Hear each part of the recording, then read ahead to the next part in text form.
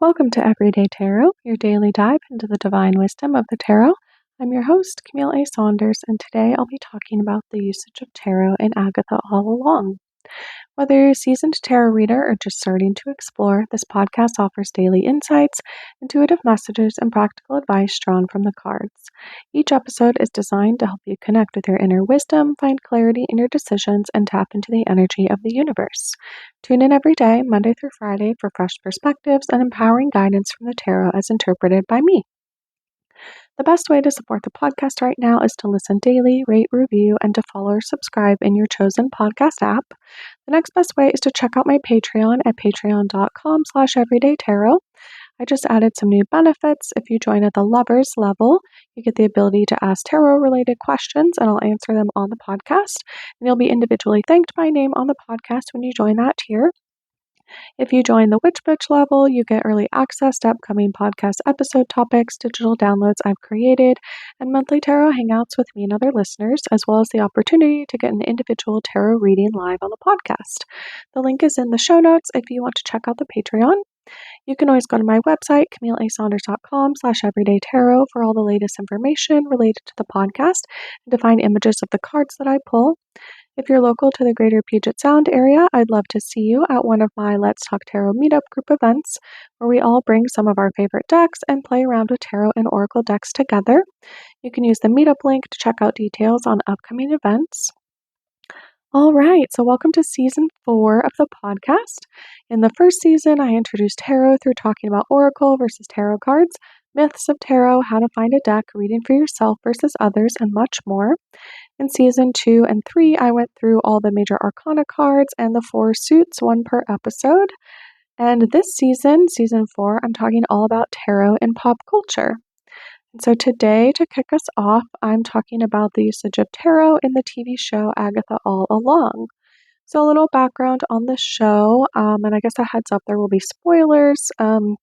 The episode I'm talking about occurs fairly close to the end of the season, and this will also have Marvel Cinematic Universe spoilers. So Agatha All Along comes right after WandaVision in like the Marvel Cinematic Universe chronology, and it's after the events of WandaVision. Agatha is actually in the WandaVision show, and then she sort of in this season gets her own show.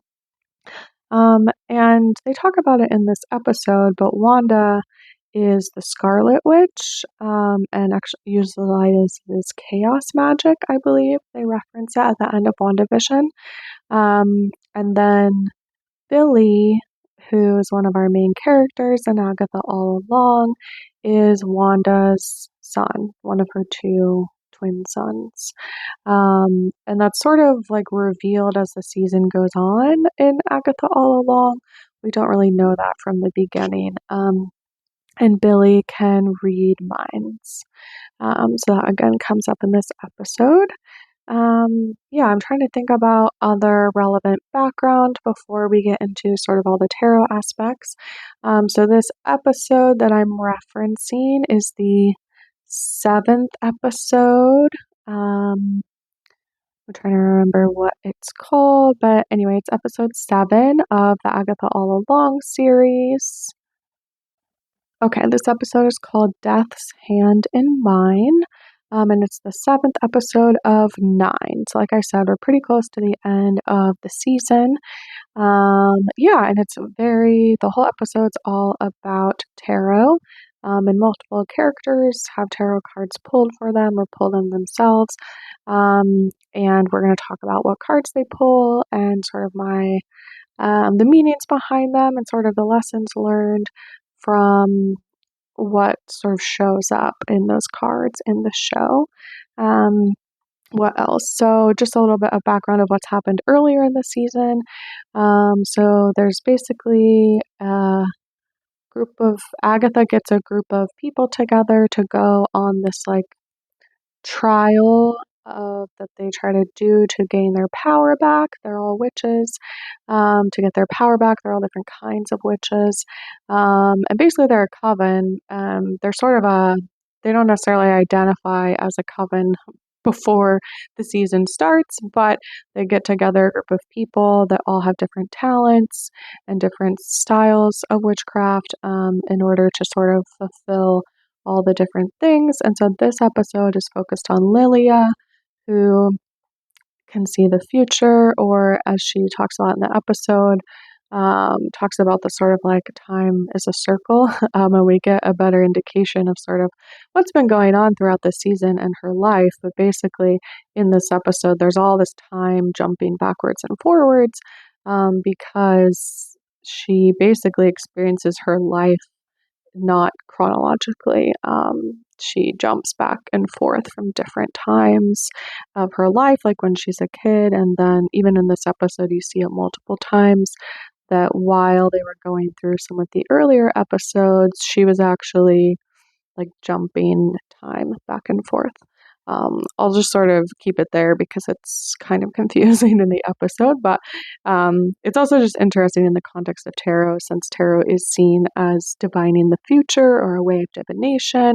But this sort of, I feel like this is a good representation of tarot. I guess I'll talk about that more in the end, but yeah, it's kind of interesting that we even get this perspective from her that that it's not really that you just see what's going to happen in the future and that there's no way to change it. I guess in this sort of world, she does sort of feel like there's no way to change it. She actually talks about that when she was a child, and in this like coven, she foresaw that everyone in the coven was going to die from plague, I think. And it was very hurtful to her, and she sort of stopped practicing divination or tarot at all because she didn't. If she felt like, okay, if I can't actually change the outcome, like I don't want to know what's going to happen, and that kind of comes up in this episode. Her mentor, who does die ultimately, or died when she was young, she gets to sort of see her in these time jumps back and forth. And she talks about that, like, she intentionally stopped practicing tarot or divination or seeing the future because, like, she was scared of it. And her mentor kind of says, like, your task is not to do, but to see. And she really embodies that by the end of the episode. All right, I think I'm going to stop there with like the background. We'll see if anything else comes up during it as I get through the cards. So again, they're on these different trials. There's basically like different rooms that they have to go through, and they have to like complete some kind of witch-related challenge before they can move on to the next room. And supposedly when they get to the end of the road, which is like the trial, they will all get their powers back. They sort of all believe going into it that they don't have powers or they lost them in some way. We kind of come to find out that like that's not really true. But this was why they were seeking out these trials. And so they enter this trial. There's like a room, and actually the first thing that happens is swords start falling from the ceiling, or a timer goes off. They pick up the deck of tarot cards. They walk in. They see this tarot spread basically that's on a table where you would put the cards, and they see a deck of cards, so they go to pick them up, and when they pick them up, a timer starts, like a sand timer, and swords start falling from the ceiling every time they like do something wrong. So at first, Agatha, who's the main character, or sort of what the season's named after, Agatha, and it's called Agatha All Along, spoilers, but because it was Agatha all along that was sort of making all these things happen, and that comes up in Wandavision too. And so Billy, who is our sort of protagonist that we see things through, or sort of like the foil for the audience, I would say, or that, yeah, we can kind of empathize with him. He tries to read for Agatha. He's interested in tarot. He seems to know some about it, but he's not super confident in his skills. And so he picks up the deck, and he starts to read for Agatha. And the first card that he pulls is the Chariot. Comes up first, and he doesn't call it the Chariot, he calls it like something like a horse-drawn carriage, and Agatha kind of makes fun of him of like, it says the Chariot on the card, you dummy, like how did you not know what that was? And then so the Chariot comes up first, and then he pulls the Seven of Swords reversed, and those are cards for Agatha. And then Agatha at that point really starts to make fun of tarot. She starts saying like it doesn't matter, it's all subjective. She takes the cards from him like forcefully and just starts like laying them on the table. She's not like thinking about it, or she's just saying like, she literally says like eeny meeny miny mo, right? Like I'm just like really belittling what the art or the future telling of tarot or divination can be. She pulls a bunch of cards. I tried to pull the like frame from the episode that shows all the cards that she pulls. I got some of them, but not all. So let's first talk about the Chariot and the Seven of Swords reverse. So the Chariot, I would say, is like, that's Agatha's MO for the whole season. I would say she's very physically forceful. She's trying to make this trial happen because she wants to get her powers back, and everyone else is just kind of like along for the ride. And there's like people chasing Agatha, which is part of why she's trying to do these trials. And they come up later in this episode, and and that's kind of like the culmination of the episode. But basically Agatha turned in, or like sacrificed her whole coven, and she used to just, she would sort of use witches and other covens. She would create a coven, and then she would like steal all their powers basically. And so there's this group that she did this to called the Salem Seven, which were, part of the Salem witch trials, and supposedly in the universe, like she turned them in, and they're all dead and they're coming after her. So Agatha really is in it for herself.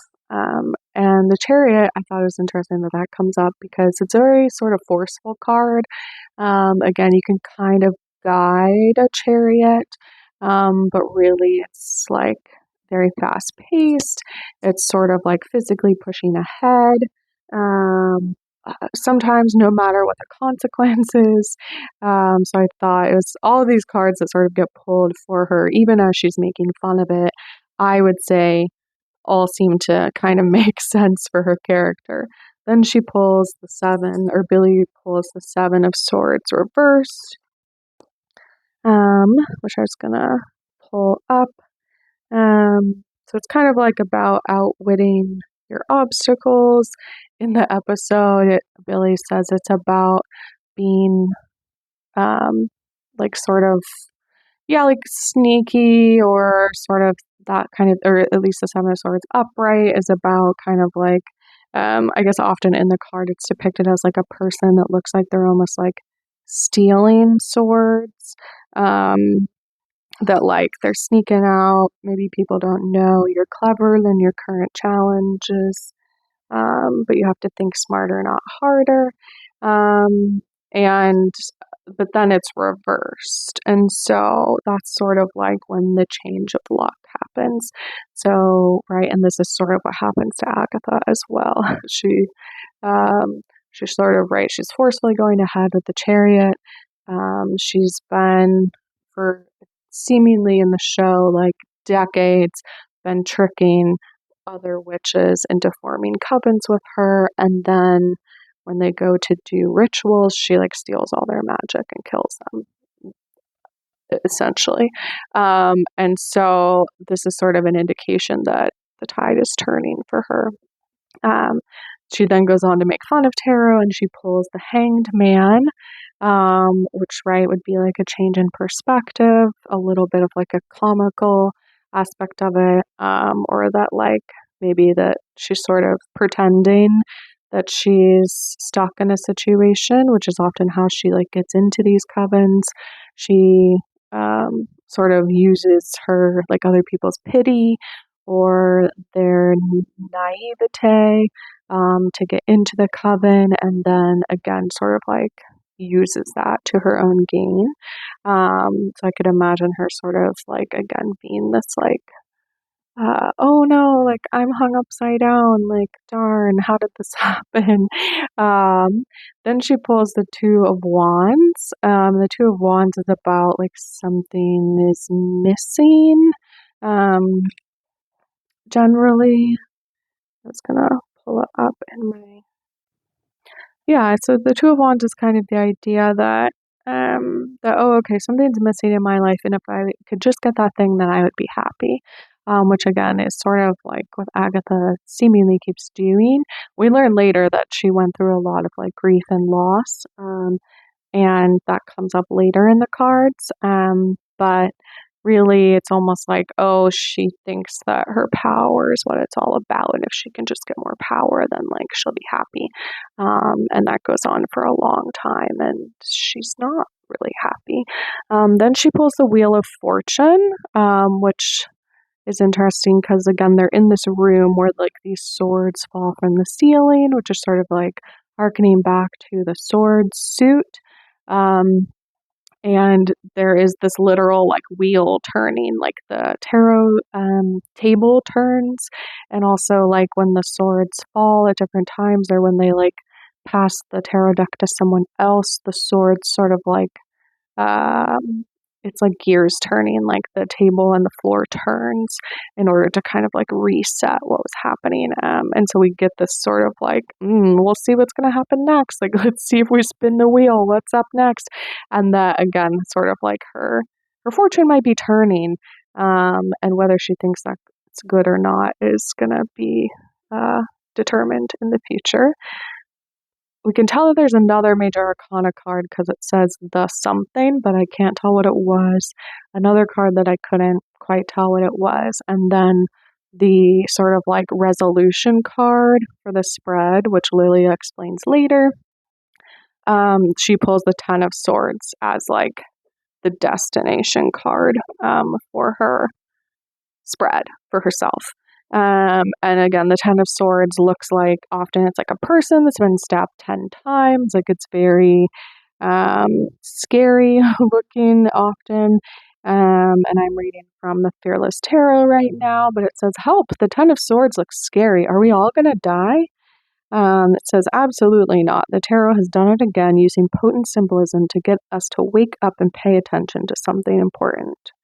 So it's often like a person laying down, they have swords like in their back. And so like the person was clearly either running away or like they got stabbed in the back. But this card's often about like kind of anxiety. And yeah, like a challenging rite of passage, which again, like is sort of what's happening in the scene in the whole season. This is episode 7 of 9, so we're getting to the sort of like climactic point of the TV show of like, okay, they're all actually getting real with each other now. They were all sort of like pretending to be friends or sort of like, oh, I'm in this for myself and la la la. And we get to this episode and it's like a real reckoning.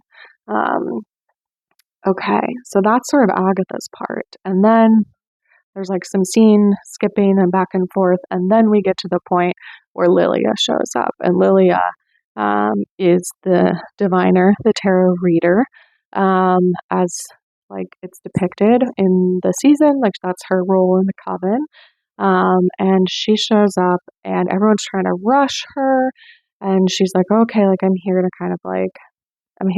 do the spread for you all." And while everyone's trying to rush her, Agatha's again making little of the situation. She sort of screams, proper tarot takes time and care. So there's like some interesting, like, I don't know if it's like lessons learned, but like we are definitely, as the audience, getting sort of like an idea of like how does tarot work. And so Lilia goes to then read for Billy. And she asks like, okay, like, what is your question? He asks, am I William or am I Billy? This is like a whole other part of the season that I'm not going to get into. And she says, like, oh, that's a very good question. And then she starts to explain to him what this tarot spread is. She says, this is the safe passage spread. The first card is you. You're the traveler. And so she has him shuffle and cut the deck because she says that that is the job of the person getting the tarot reading, the querent or the subject. And then she says, okay, like he pulls the magician. She tells him that's all about enormous potential, the ability to turn all your goals into reality. He pulls another card. He pulls the sun, good fortune, joy, reunion. And this is all like in the episode. And she starts to ask the next sort of like part of the spread, which is she calls the path behind. Like that's the next like question. And then like the scene changes. We get again some more scenes, la la la. And then Lilia sort of comes back into the scene after she's time jumped and she realizes that she should be reading for herself because the first position is called the traveler. And she realizes, like, oh, I am this time traveler. I am the Queen of Cups, is what she says. Empathetic, intuitive, inner voice to be trusted. So she's already going throughout this process of, like, oh, like that is the card that I embody. I need to actually trust my inner voice, right? I talked about earlier that she goes for seemingly decades of her life without practicing tarot or any kind of divination or like listening to her intuition in that way. She belittles it. She just sort of pretends like it doesn't exist, seemingly out of a lot of fear and anxiety about what she's going to learn about the future. So that's the first like part of the spread. So basically she has this spread, the safe passage spread, that if they figure it out, they get to move on to the next room, which is part of the whole trials. So the next position is what's missing. The reason for your quest is what she says. And she pulls the Three of Pentacles.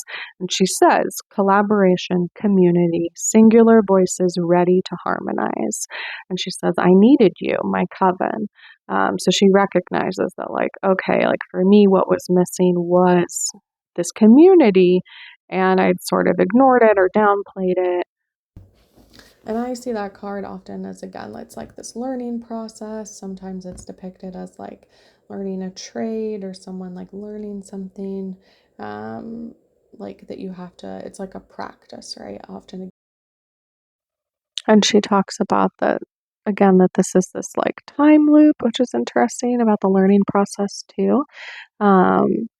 That process is really a straight beeline towards a goal. It's a winding path of hills and valleys. Sometimes the path loops around and makes us feel as if we're going backward and learning nothing at all. Which is very interesting considering like that is like what happens in this episode is that time literally is not a straight beeline and the path loops all around as she's trying to figure out how they're going to pass this trial. So again, that's like the Three of Pentacles that she asks what's missing and that she needed this coven. So the next part of the spread is called the Path Behind. And she says, wounds suffered, lessons learned. And again, this is like a spread that exists. So there are different tarot spreads for doing different things. So this one she's calling the safe passage spread, which again plays right into the episode because they're trying to get safe passage through the trial. So again, yeah, the next card she pulls is the Knight of Wands, and that is for the path behind. And as she's sort of thinking about the card, she thinks about Alice, who is one of the characters in an earlier episode who died like in an earlier episode, and she sees Alice sort of like transposed onto the card. And the Knight of Wands is like fighting bravely, full of fire is what she says. And she sort of like just sees like, oh, okay, Alice was the embodiment of this card. And I learned that sort of like, again, if this is the path behind, it's like the literal path behind. This is what already happened earlier in the season. That was very distressing, and she sees Alice as that card. And as the spread goes on, we sort of realize that she thinks of like everyone in the coven is one of these cards. And so when it gets to the path ahead, she says a space for growth and discovery. She pulls the High Priestess and she sees Jen. So Jen's another character that's in this episode.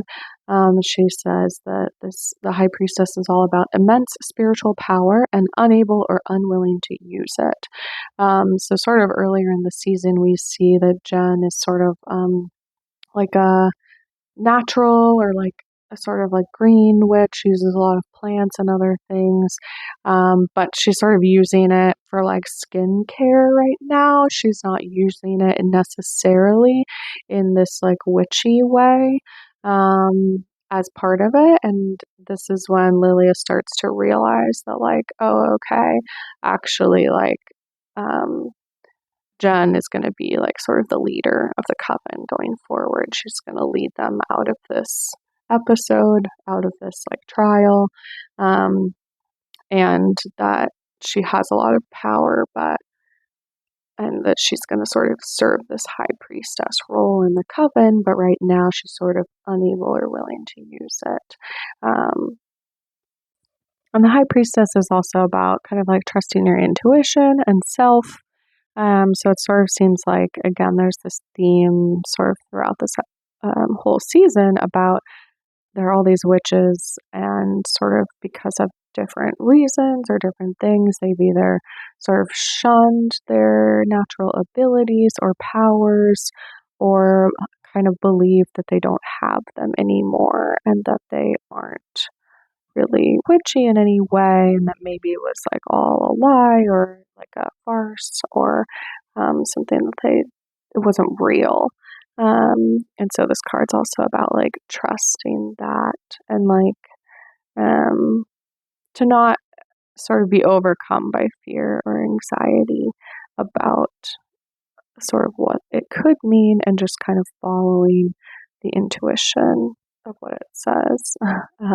In the Fearless Tarot book, it talks about the High Priestess appears today to guide you back to your instincts. Instead of throwing your hands in the air and yelling, I don't know what to do, go further within yourself. The priestess knows the feelings of helplessness are a superficial exclamation of fear on the surface. She asks you to summon the courage to pull back the veil blocking your vision and access your deepest self for the answer. The answer's right there, beyond the veil of fears, and you already know what to do.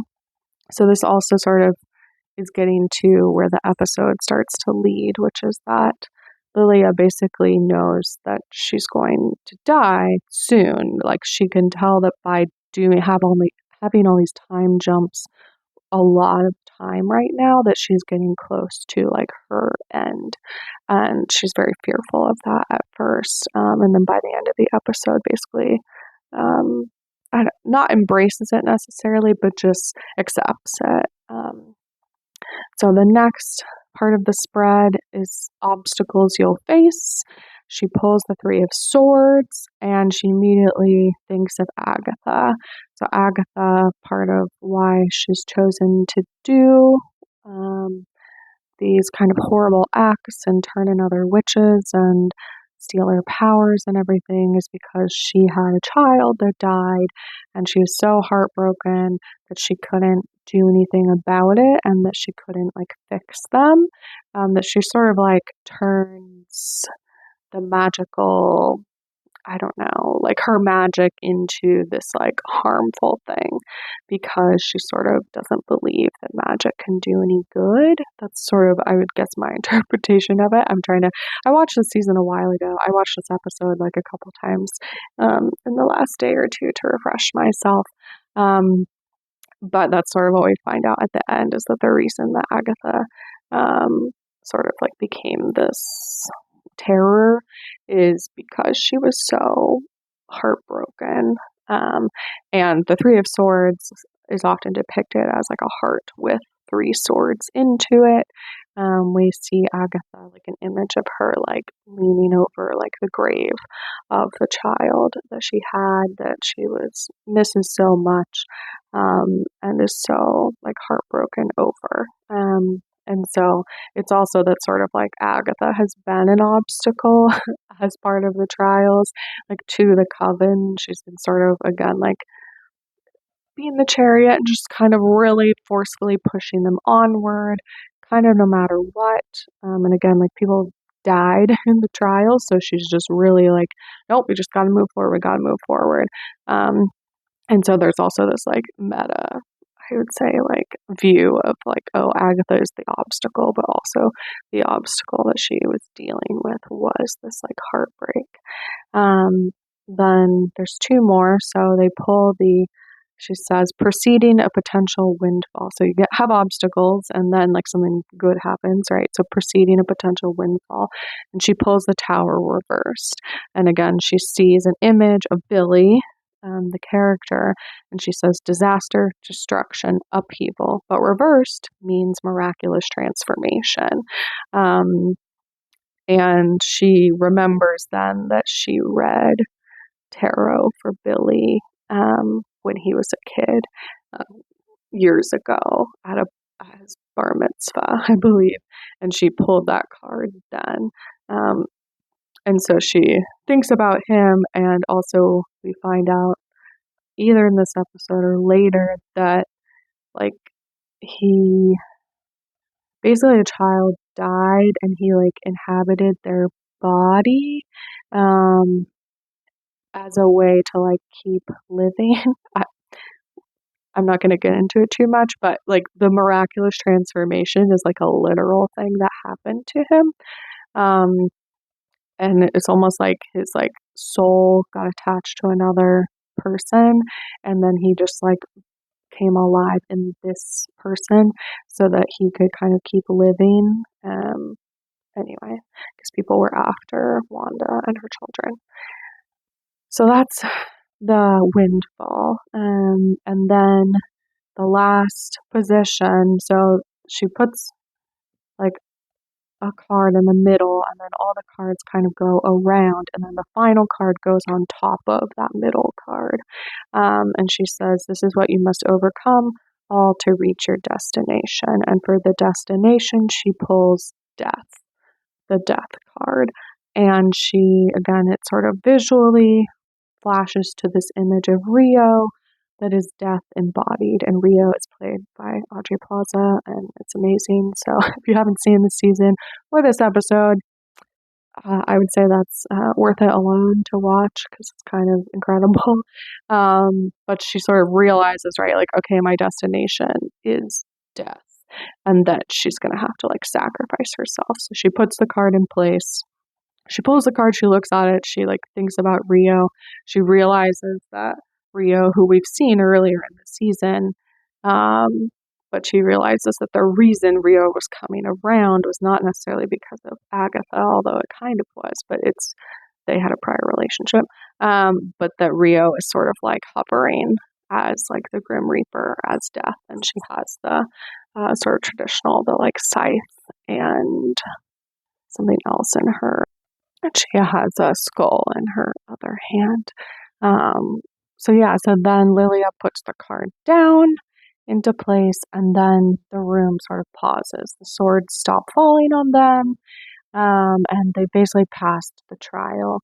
And she, in this moment, basically realizes she can sacrifice herself for the good of the coven. So she sort of hurriedly rushes everyone out of the room to safety. She can tell that the Salem Seven are coming for them, or for Agatha, and she wants to protect everyone. She saw her destination as death, and so she's sort of ready now.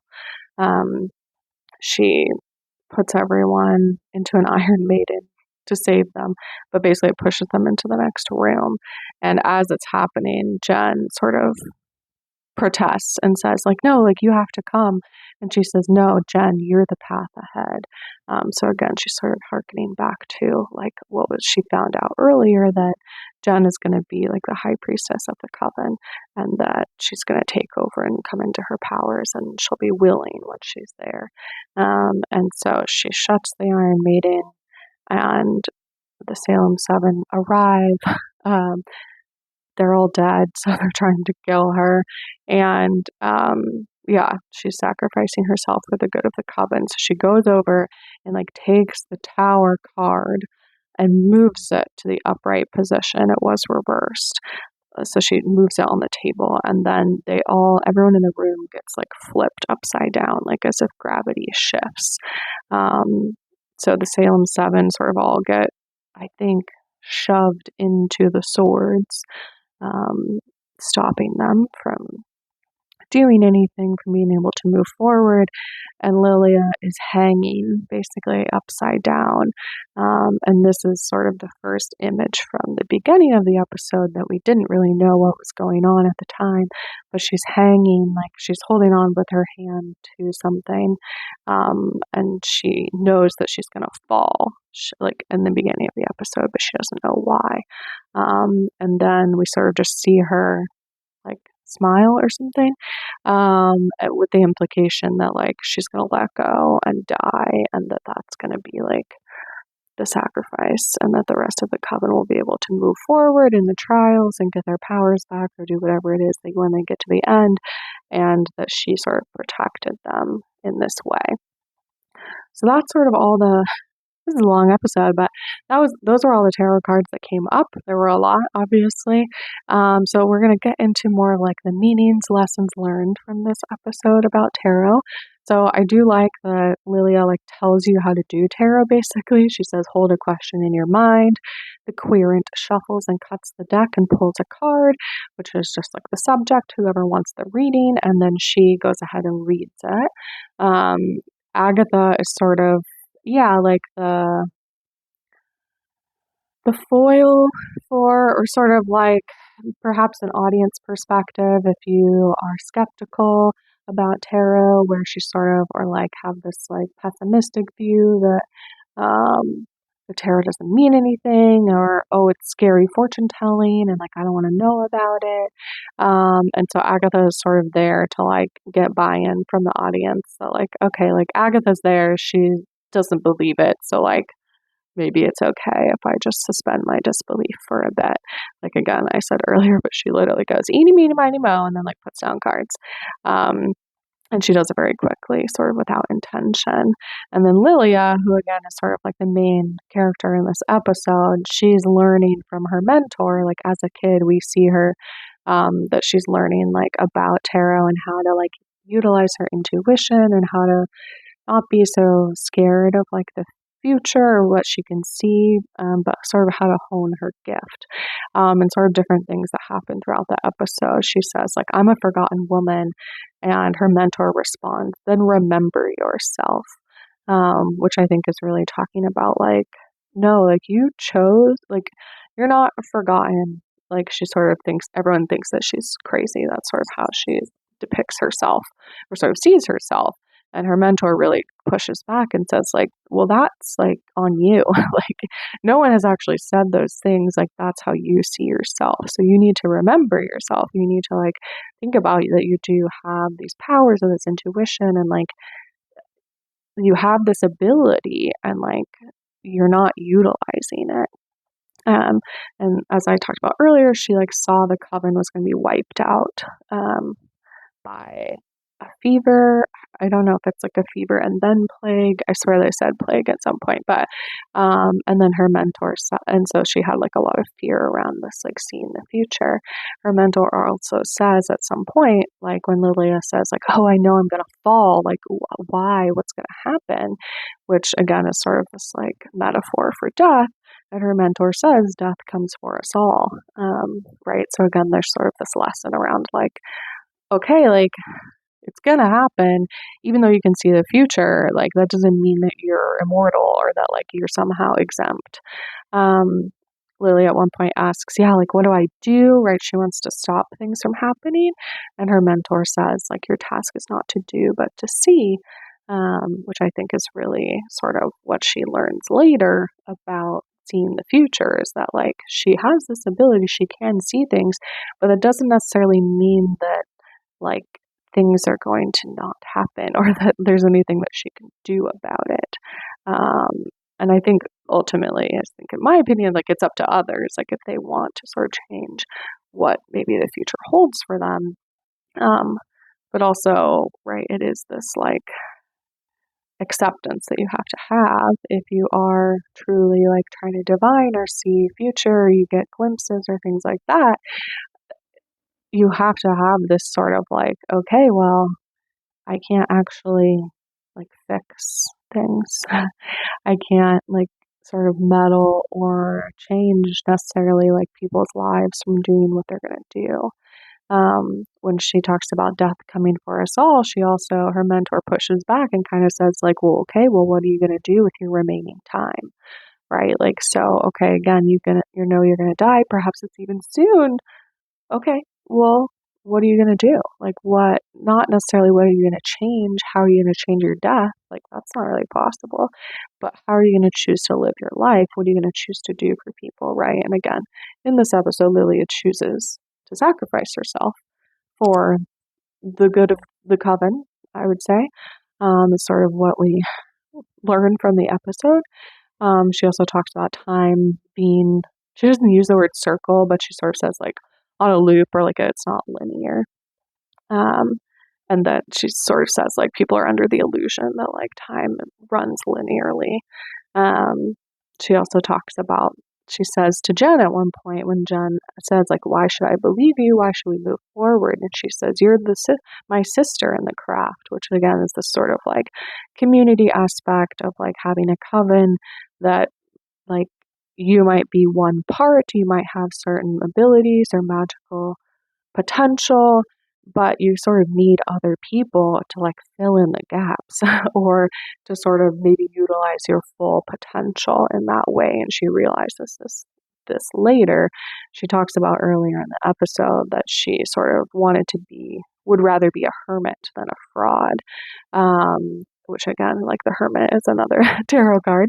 But that she's very fearful of people thinking that she is crazy or a fraud. And so instead of being around other people, she chooses to just be alone.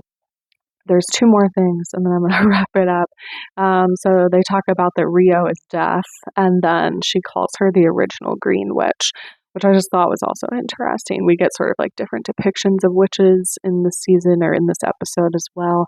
But the idea that like death is the most natural thing, and in green witchery, like it's all about like nature and plants and utilizing things like that, and that like death is also a part of that process, that you can't just have like you can't just have the fun parts, or you can't just have like all the creation of things. You have to also have like death or destruction of things to be fully part of like the natural process.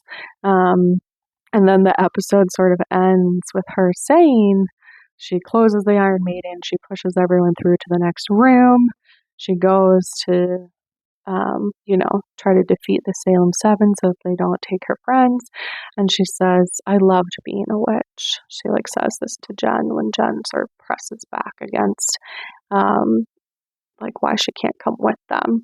And so there's also this like, she really takes back on the identity of being a witch, one that she had kind of pushed away for a long time. All right, so this is a long episode, so I hope you enjoyed. If you haven't watched Agatha All Along, I've sort of spoiled a lot of things, but it's very fun to watch if you're a witch or if you're into any of these things or want a fun watch. I think it's on Disney Plus right now. It's part of the Marvel Cinematic Universe. Okay, so finally, let's dive in and see what the cards have to say about this whole episode today, and tarot and our intuition and loving being a witch and accepting sort of our fates or things that are going to happen in our lives that we can't control. All right, so I am pulling from the Sasarabito Tarot deck by Stasia Burrington, and I pulled the Ace of Swords, which is all about clarity, truth, and strength of mind. The Ace of Swords stands for truth, objectivity, and seeing through illusions and overcoming obstacles. The artist says, I show a sword upright, strong, and clear, slicing through a dark fog to reveal a beautiful dawn dusk sky. The sword is dispelling dualistic black and white thinking and exposing subtle shades and colors. Set aside assumptions and gut feelings to cut towards what is underneath. This card is seeking justice, facing problems, and using critical reasoning to stand up for a cause. All right, I think that's interesting around the truth and clarity. Just since I sort of posed these questions around like, how do we sort of like embrace our witchy selves, or what else do we need to know, or how else can we sort of like remember ourselves, as the episode talked about. And it really talks about, right, cutting through illusions, you're getting over obstacles. There's clarity now. We're going to get rid of that black and white thinking, and we're going to be able to see all that is, right? Like that things aren't just one way or another, but that there's a lot of different ways to see things, or there's a lot of potential, and being able to sort of accept the complexity of ourselves, of life, I would say is what this card is about. And when I look at the image, it's like a sword that's standing upright, as the author talks about. And then there's sort of like the whole card is mostly black. And then it's almost like the sword is cutting through the blackness. And you can see color, you can see pink sky and like water perhaps behind it. That there is this level of like cutting through the bullshit and seeing what's on the other side. All right. Well, links for the tarot decks that I talk about will always be in the show notes and on my website if you'd like to look at them or purchase them. And thanks for joining me today on this long episode of Everyday Tarot. I hope you enjoyed. Just as a reminder, the podcast comes out daily, Monday through Friday for all of 2025. All right. See you soon. Bye-bye.